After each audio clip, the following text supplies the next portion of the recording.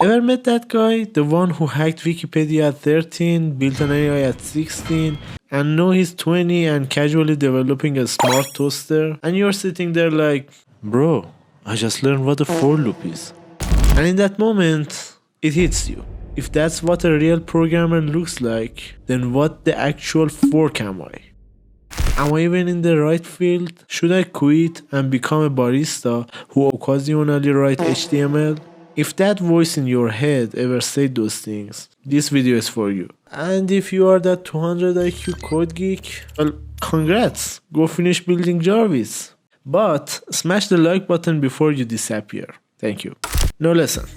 Yes, you like coding, but what else do you like? Do you like drawing weird anime characters? Playing guitar badly but passionately?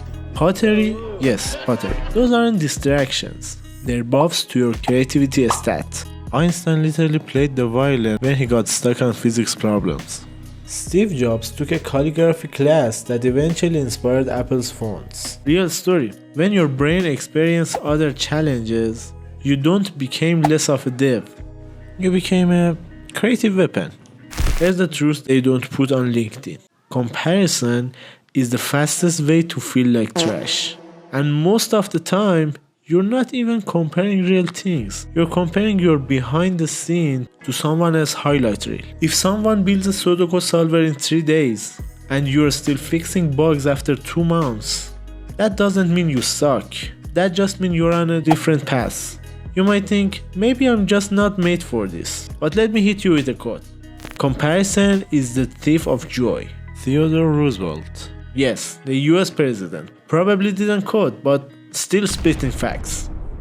They've got their experience, their way of thinking, and maybe they just use AI and slap their name on it. Who knows? You're not them, they are not you, but that doesn't mean you won't get there. It just means you'll get there your own way. Maybe with more time, but with more depth, more flavor, and more you. And to be honest, my unpopular comment is, being normal is cooler than being a 24/7 gigamind. Life is an RPG. Your XP doesn't just come from your coding. It comes from all your side quests too.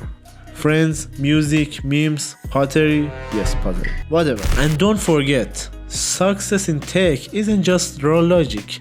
It's communication, design, creativity, understanding humans.